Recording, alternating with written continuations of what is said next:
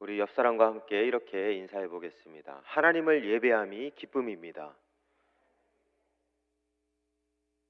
예, 오늘도 하나님을 예배하며 하나님이 주시는 기쁨을 누리는 우리 모든 성도님들 되시기를 소망합니다. 지금 우리는 대림절을 지나고 있습니다. 대림절의 중요한 모티브가 무엇인지 아십니까? 바로 기다림입니다. 우선 대림절은 예수님의 탄생을 기다리는 절기고요. 그리고 다시 오실 주님, 재림 예수님을 기다리는 절기입니다. 그래서 대림절은 주님을 기다리는 그 모든 성도들의 자세와 그 믿음을 점검하는 절기라고 할 수 있습니다. 그래서 이 대림절 때 특별히 많이 자주 이렇게 빈번하게 읽히는 본문이 있습니다. 오늘 우리가 함께 읽었던 시편 126편, 이 본문도 대림절과 사순절에 자주 이렇게 많은 성도님들이 기다리는 우리 성도들의 자세를 다시 한번 점검하기 위해서 읽는 말씀입니다. 그래서 저는 오늘 이 시편 126편 말씀을 통하여서 우리가 주님을 기다리며 우리의 구원자로 오신 예수 그리스도를 기다리며 어떠한 자세와 어떠한 모습으로 살아가야 되는지를 말씀을 통해서 함께 나누고 함께 은혜 받기를 원합니다. 먼저 이 시편의 저자가 무엇을 기다리는지 우리 한번 말씀으로 먼저 살펴보았으면 좋겠습니다. 오늘 말씀 4절 말씀입니다. 4절 말씀 우리 한번 같이 읽겠습니다. 시작.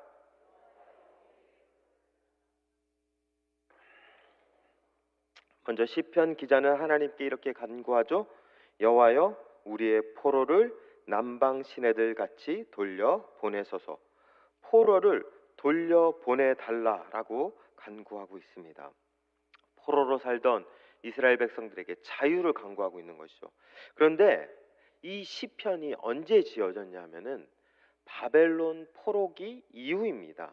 그래서 이미 많은 사람들이 포로에서 다시 고향 땅으로 귀환해 온 상황에서 오늘 이 시편을 지었음을 많은 이들이 이야기하고 있는 것입니다. 그렇게 본다면 사실 그렇게 포로된 사람들이 많이 없고 이미 많은 이들이 고향 땅으로 돌아와 자유민으로 살고 있는 상황에서 포로를 돌려보내달라, 이 말이 조금 상황과 맞지 않는 말인 것 같습니다. 그런데 우리가 이 말의 의미가 무엇인지 잘 알기 위해서는 이 상황을 좀 잘 풀어볼 필요가 있습니다. 오늘 말씀에서는 분명한 것은 이들은 돌려보내소서라는 그 고백 안에 진짜 의도가 이들 안에 숨어져 있습니다. 이 돌려보내소서라는 이 말은 선지자들이 주로 사용했던 관용적 표현입니다. 그래서 이 말을 직역하면 운명을 바꿔달라라는 말입니다. 왜냐하면 이들의 상황은 좋지 않았습니다. 포로에서 자유민이 되어 다시 고향 땅으로 귀환했지만 자신 눈앞에 있는 그 고향 땅, 금이 환영하면서 돌아갔던 땅이 아니라 여전히 곳곳에 문제가 넘쳐났습니다. 성전을 다시 지어야 되죠. 성벽을 다시 재건해야 합니다. 그리고 수많은 대적자들이 있습니다. 상황은 더 나빠진 거예요.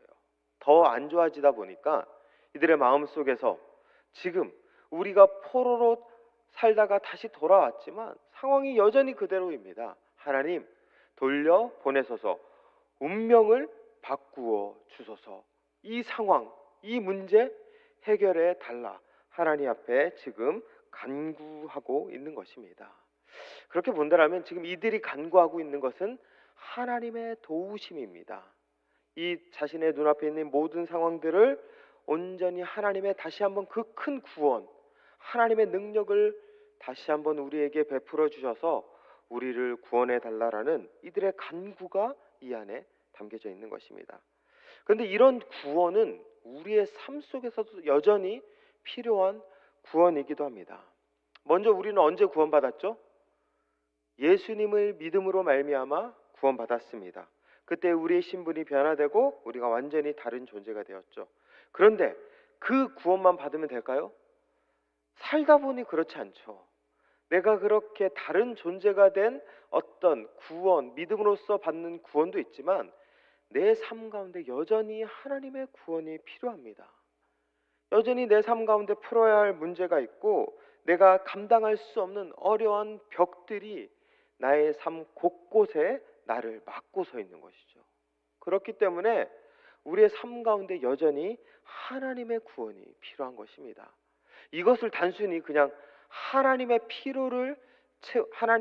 필요를 구해서 그 필요함을 채운다, 그렇게 이해하시면 안 됩니다. 왜냐하면은 이 구원으로 말미암아 우리의 필요를 채우는 것 이상으로 그 구원이 우리의 삶 가운데 날마다 넘쳐나게 될 때 우리는 단순히 나의 필요를 채우는 것 이상으로 하나님께서 우리에게 부여해 주신 신분, 하나님 나라 백성, 하나님의 자녀로 살아갈 수 있는 힘도 얻을 수 있기 때문에 그렇습니다.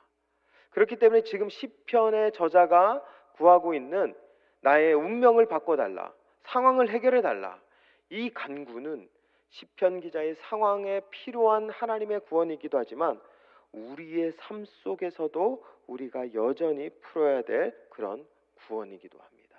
바라기는 오늘 이 말씀을 통하여서 이 구원을 하나님 앞에 간구하고 또한 이 구원을 해결받을 수 있는 우리 모든 성도님들이 되기를 바랍니다.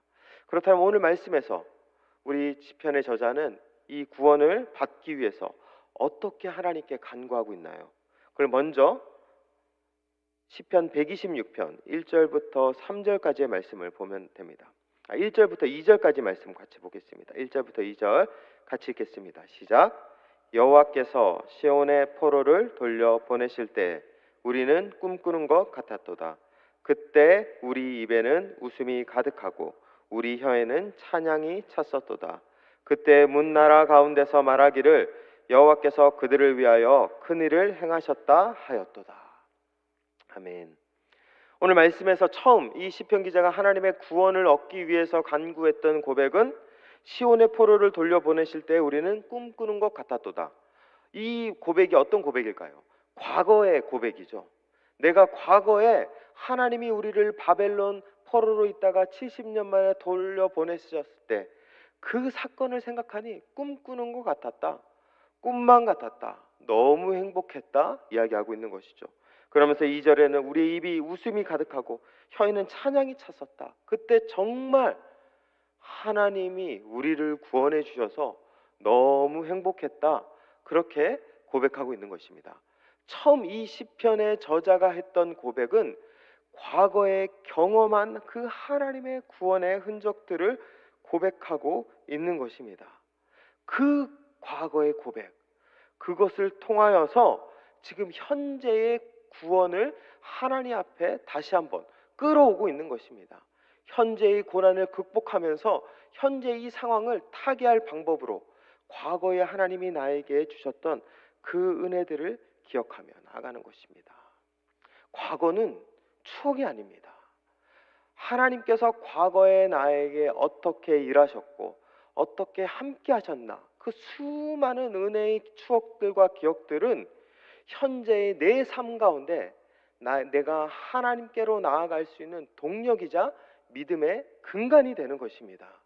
그렇기 때문에 믿음의 성도님들은 언제나 하나님의 도우심을 구할 때 과거에 하나님이 나에게 어떻게 은혜 주셨는지를 기억할 필요가 있습니다.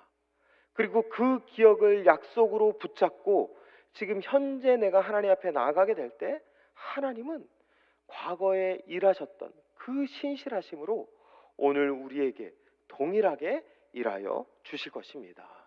이것이 하나님께 간구했던 이 시편 기자의 고백입니다.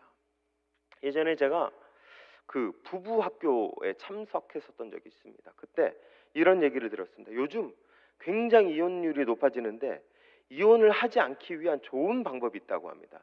근데 그 부부 학교 때 이제 신혼부부를 대상으로 이렇게 강의가 진행되는데요. 그때 그 강사가 이렇게 얘기하더라고요. 좋은 추억을 많이 쌓으라는 것입니다. 좋은 데도 많이 다니고 맛있는 것도 많이 먹으면서 둘만의 소중한 추억과 행복을 많이 쌓으라고 하는 거예요. 그러면 그 추억이 이 두 부부를 끈끈하게 이어주는 매개체가 된다는 거예요. 그래서 나중에 서로 치고받고 싸우고 서로 죽일 듯이 미워도 안 헤어질 수 있는 중요한 힘이 된다는 것입니다. 그러니까 신혼부부 때 좋은 추억 많이 쌓고 행복하게 많이 지내라. 이 힘이 나중에 이 부부를 이어줄 수 있는 힘이 될 것이다 라고 그렇게 얘기했었습니다. 그래서 저도 어떻게 했을까요? 저도 신혼 때 열심히 다녔습니다. 아내 데리고 강화도도 다니고, 그리고 뭐 남이섬도 데리고 가고, 또 휴가 때는 뭐 포항, 경주, 거제, 여수, 통영, 순천 안 다닌 데가 없었습니다. 열심히 여러 곳 다 돌아다녔죠. 예, 물론 제가 그렇게 한 이유는 이혼 당하지 않게 하려고 한 것이 아니라 순전히 아내를 사랑해서 한 것이라고 저희 아내에게 나중에 꼭 전해 주십시오. 예. 과거에 어떻게 그 삶의 은혜들을 지탱하고 붙잡았나, 그것들을 경험했나, 그러한 것들이 현재 우리를 지금 지키는 힘이 된다는 것입니다. 그래서 이 시편의 저자는 과거에 하나님 나에게 이런 은혜 주셨지 않습니까? 이 은혜 지금도 주십시오. 그 약속 지금도 유효하니 지금도 나에게 허락하여 주십시오. 그렇게 지금 시편의 저자는 하나님 앞에 간구하고 있는 것입니다. 우리 성도님들도 한번 생각해 보십시오. 과거에 경험했던 은혜, 내가 이 교회에서 신앙생활하면서 만났던 하나님의 은혜, 그것은 지금 내가 하나님을 붙잡기 위한 좋은 약속의 도구입니다. 그래서 언제나 기억하시며 주님 앞에 나아가셔야 합니다. 혹 이런 분 계십니까? 목사님, 사실 제가 하나님 그렇게 많이 만난 적이 없습니다. 제가 신앙의 연수는 오래됐는데 믿음의 경험은 그렇게 많지 않습니다. 아니면 신앙의 연수가 짧아서 제가 하나님 그렇게 많이 만난 적이 없습니다. 그래서 제가 과거에 뭐 붙잡고 싶어도 붙잡을 게 없어요. 혹시 이렇게 질문하시는 분이 있을지도 모르겠습니다. 그런데 우리가 성경을 보시면 위로가 되는 말씀들이 있습니다. 성경에 수많은 하나님의 사람들이 있지 않습니까? 그 하나님의 사람들이 하나님을 만나 기적을 경험했고 변화되었습니다. 복음서에서 예수님을 만난 수많은 병자들이 치유받았고 죽은 자가 살아났죠. 그리고 아브라함은 하나님이 가라 하는 곳으로 갔습니다.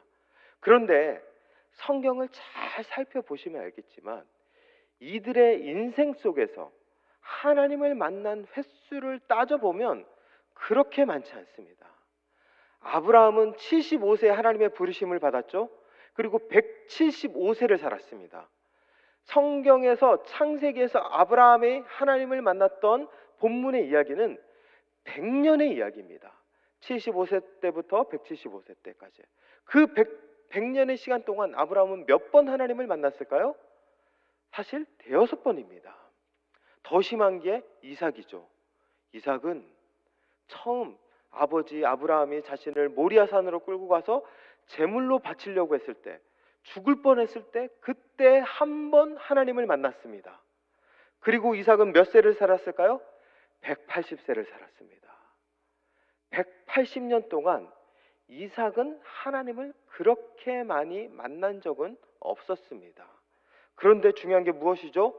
이들은 하나님을 그렇게 많이 만나지는 않았지만 평생에 몇 번이었을 뿐이었지만 이들은 믿음의 사람이 되었던 것입니다. 이들은 그 한 번 만난 하나님, 한 번 나에게 다가오신 하나님, 그 하나님을 가지고 평생의 믿음으로 살았던 것입니다. 얼마나 많이 만났냐보다 더 중요한 것이 바로 얼마나 깊이 만났냐입니다.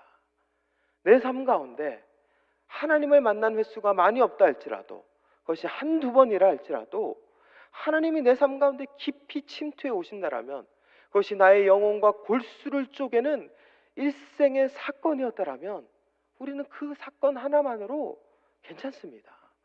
그것만 붙잡고 주님 앞에 나아가신다라면 오늘 이 시간 속에서도 하나님은 우리에게 동일하게 역사하여 주실 것입니다. 사실 바울도 마찬가지입니다. 바울도 주님을 만났었던 적은 다메섹 도상에서 한 번뿐이었습니다. 그러나 그는 일평생 주님을 쫓는 주님의 사도로 살았습니다. 우리의 삶 속에서 얼마나 많이 만났냐보다 내가 얼마나 하나님을 깊이 만났냐, 그 예수 그리스도가 나의 주님이시고 하나님이 나를 다스리시고 나를 이끄시는 세상의 창조이심을 고백할 수만 있다라면 그것으로 우리는 충분합니다. 그 하나님을 만난 우리의 믿음으로 오늘 주님 앞에 나아간다라면 주님이 우리의 기도를 들어주실 것이고 주님이 우리와 함께 하실 것입니다. 그렇게 시편 기자는 그렇게 과거의 은혜를 붙잡고 하나님께 나아갔습니다. 그리고 시편 기자가 또 고백했었던 간구의 내용이 있습니다. 5절 6절 말씀이죠. 우리 5절 6절 말씀 다 함께 한 목소리로 읽겠습니다. 시작. 눈물을 흘리며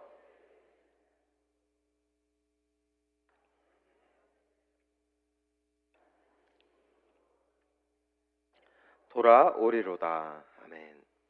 시편의 저자는 과거의 그 은혜를 붙잡고 지금 이가 무엇을 했죠?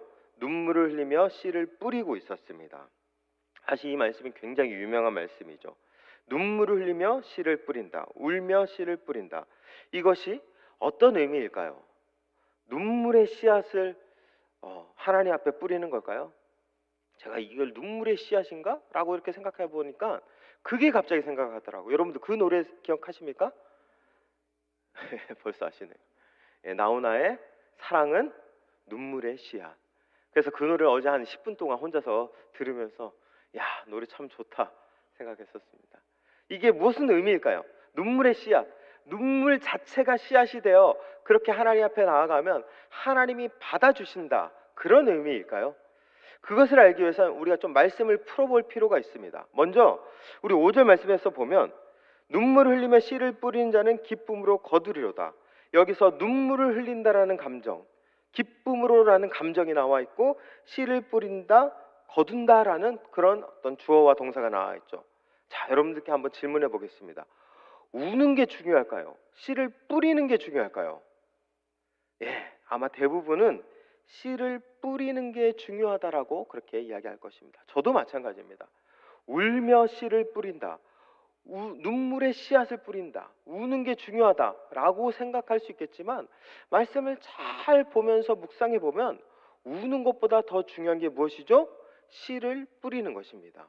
그래서 여기서 수식어, 부사나 그런 감정적인 단어를 다 빼버리면 이렇게 말씀이 나옵니다. 씨를 뿌리는 자는 거두리로다.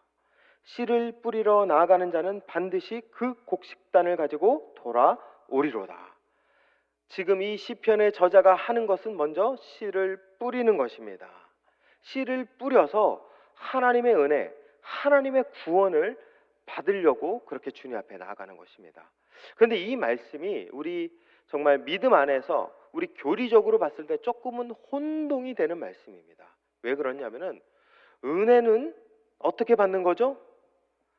값없이 받는 것입니다. 거저 받는 것입니다. 내가 예수 그리스도 안에서 구원받고 변화받고 이렇게 살아갈 수 있는 이 은혜는 내가 무언가를 해서 얻은 것인가요? 그렇지 않죠. 우리의 구원과 은혜는 하나님이 전적으로 우리에게 거저 주신 것입니다. 선물로 받은 것입니다. 그렇기 때문에 은혜에는 내 노력이 들어가 있지 않습니다. 내가 씨를 뿌릴 필요도 없고 뿌려서도 안 됩니다. 뿌린다고 해서 받을 수 있는 것도 아니라는 것입니다.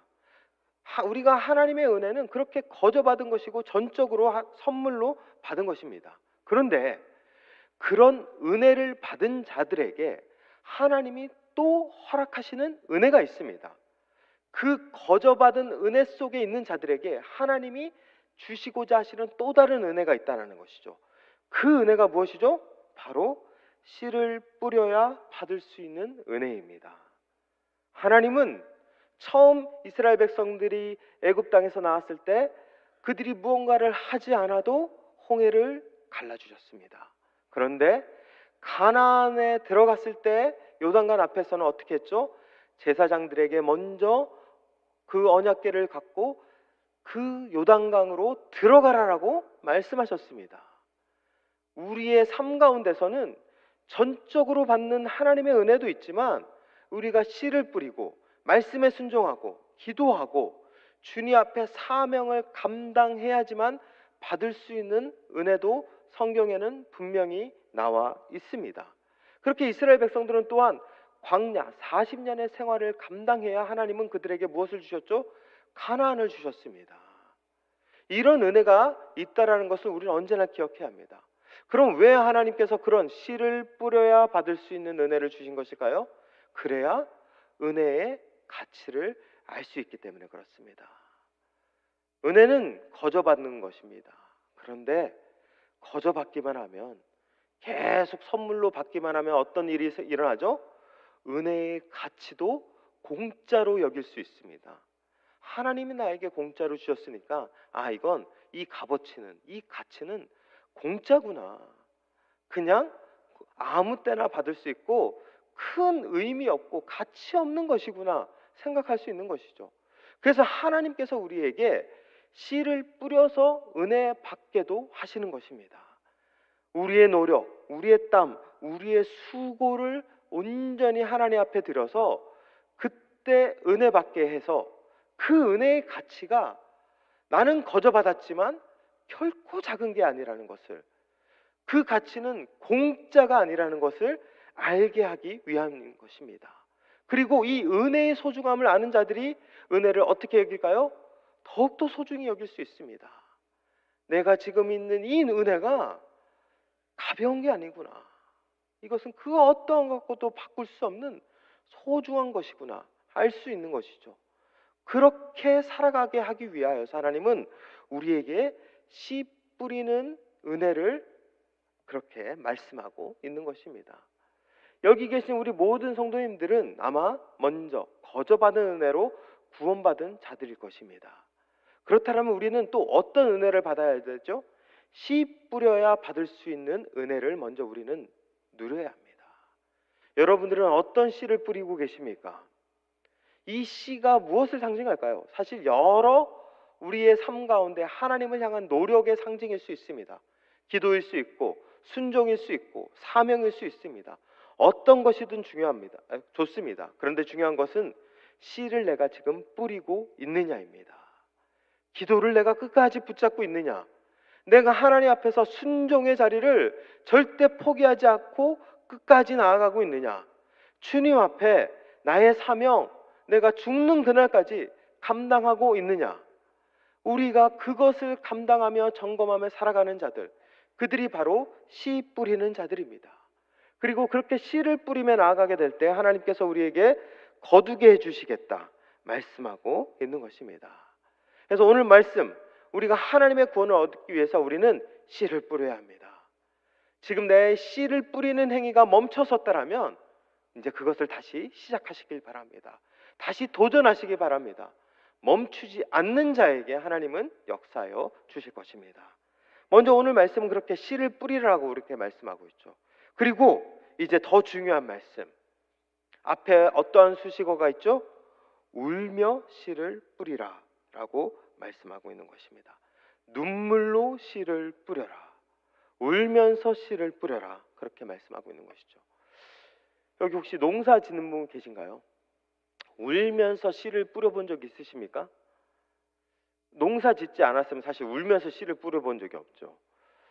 그러면 다르게 좀 질문하면 좀 이해가 될 것 같습니다. 혹시 울면서 밥 해본 적 있습니까? 아니면 울면서 회사에서 일해본 적 있습니까? 눈물 젖은 빵이라고 하죠. 눈물 젖은 빵 한번 드셔보신 분 계십니까? 사실 사람은 울 때 어떤 반응이 일어나죠? 사람은 울게 되면 아무것도 할 수 없습니다. 갑자기 우는 그 순간 말도 잘 못합니다. 그래서 소위 뭐라고 하죠? 말문이 막힌다고 합니다. 그리고 울 때 어떻게 되죠? 우리의 온몸의 힘이 다 빠집니다. 그래서 보통 막 엉엉 우는 사람도 어떻게 이렇게 그 상태가 변하죠? 털썩 주저앉게 되죠. 눈물을 흘리면 다른 것을 할 수가 없습니다. 그냥 울기만 해도 버겁기 때문에 눈물을 흘리는 것 자체가 그에게는 굉장히 지금 힘든 일이라는 것이죠. 그런데 눈물을 흘리며 씨를 뿌리고, 눈물을 흘리며 밥을 하고 일을 하고 눈물 섞인 빵을 먹고 있다는 것은 어떤 의미일까요? 이것이 어떻게 가능할까요? 울면서 아무것도 할 수 없는데, 지금 이 상황 내려놓고 싶은데 내려놓지 못하는 것입니다.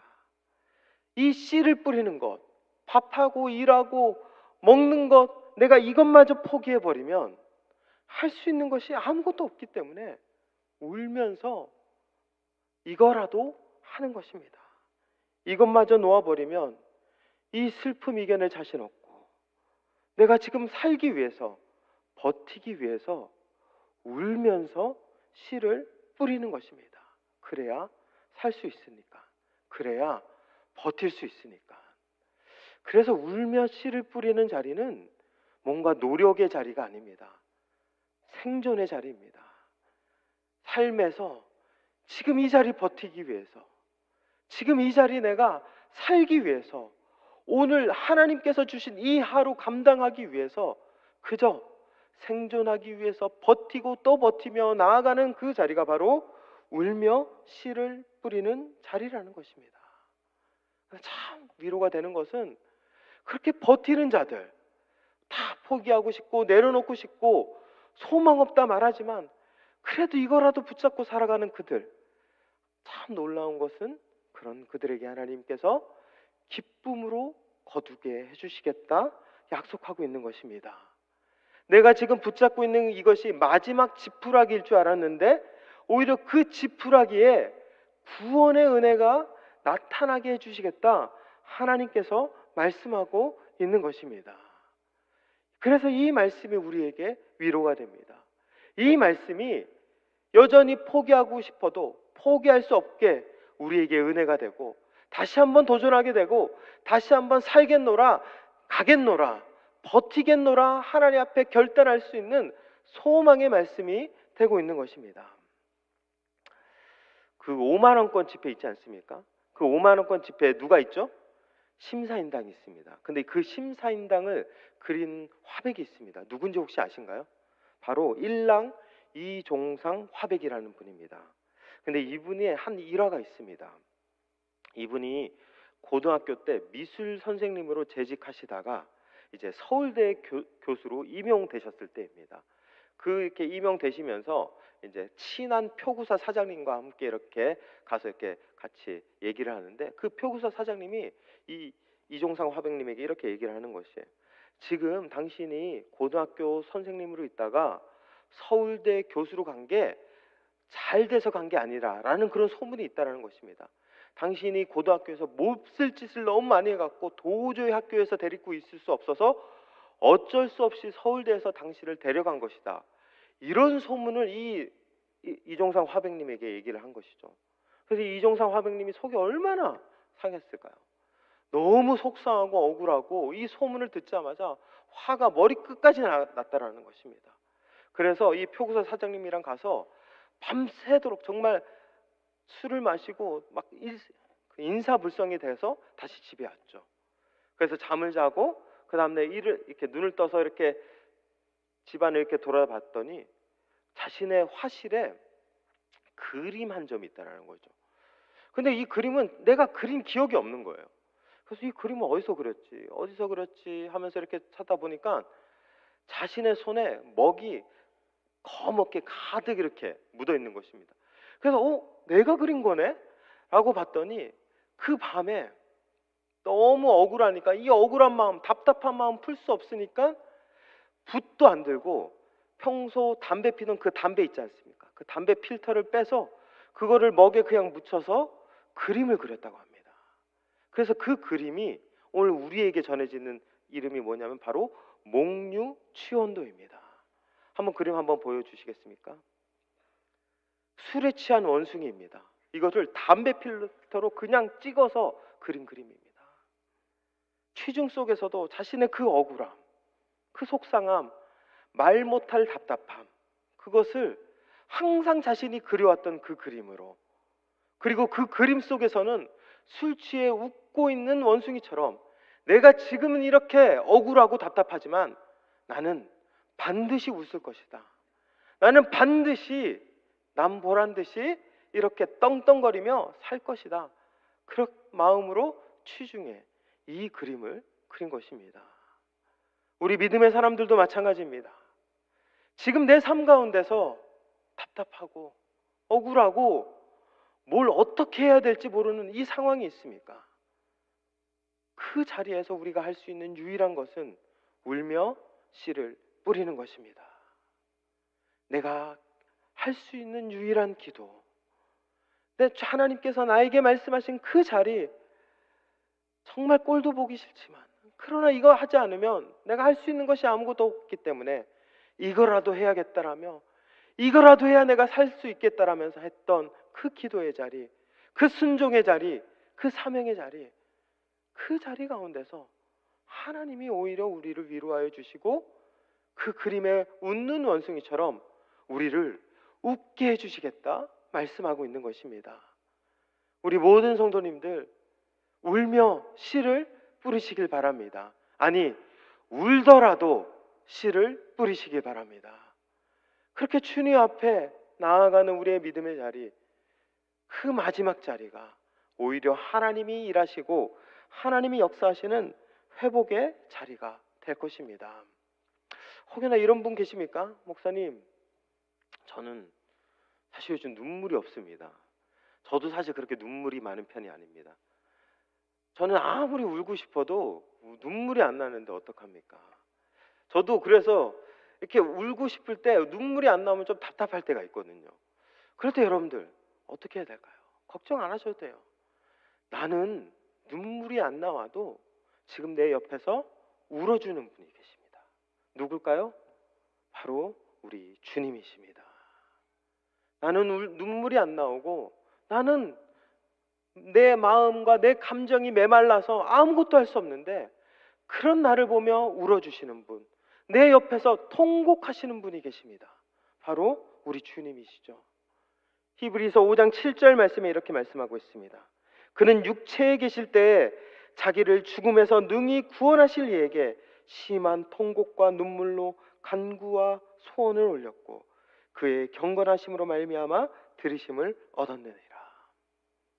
우리 주님은 육체로 계실 때 십자가를 지기 위해, 우리를 위해 통곡과 눈물로 그렇게 하나님 앞에 나아갔습니다.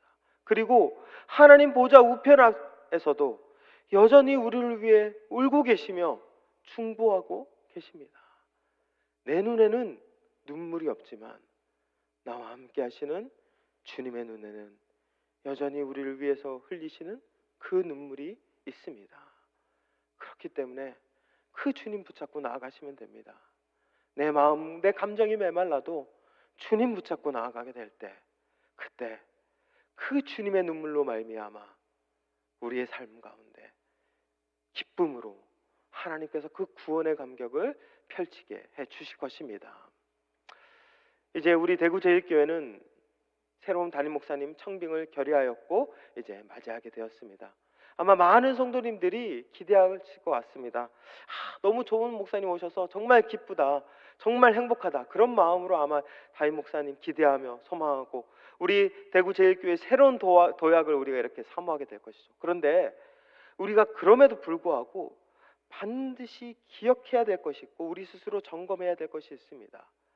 담임 목사님을 통해서 우리가 하나님의 은혜를 받을 수도 있지만 내가 여전히 씨를 뿌려야 되는 자리에 있지 않으면 그 안에 누리는 기쁨은 없다라는 것입니다. 담임 목사님을 통해서 누리는 은혜도 있지만 내가 여전히 하나님께서 나에게 말씀하신 그 자리에서 씨를 뿌려야 하는 자리가 있습니다. 울더라도 씨를 뿌려야 되는 자리, 그 자리를 감당해야 합니다. 우리가 그 자리를 감당해야 나에게 말씀하시는 하나님, 나에게 기쁨을 주시는 하나님, 나에게 역사하시는 그 하나님을 우리가 만나며 다시 한번 새롭게 도약할 수 있는 것입니다. 그렇기 때문에 새로운 우리 대구제일교회를 준비하며 나아가 우리가 반드시 놓지 말아야 될 것은 여전히 내가 울며 씨를 뿌리는 것입니다. 여전히 내가 엎드리는 것입니다. 여전히 내가 하나님 앞에 사명 감당하는 것입니다. 그렇게 끝까지 나아가게 될 때 우리 대구제일교회, 하나님이 기뻐하시는 교회, 하나님이 사용하시는 교회로 그렇게 우뚝 서게 될 것입니다. 오늘 이 말씀을 기억하면서 우리 모든 성도님들 주님 앞에 믿음으로 나아가시기를 축원합니다. 먼저 과거의 은혜를 붙잡으십시오. 그 은혜가 지금의 나의 현재의 믿음의 기반이 됩니다. 그리고 울며 씨를 뿌리십시오. 울더라도 씨를 뿌리는 자들, 그들에게 하나님의 구원이 임할 것입니다.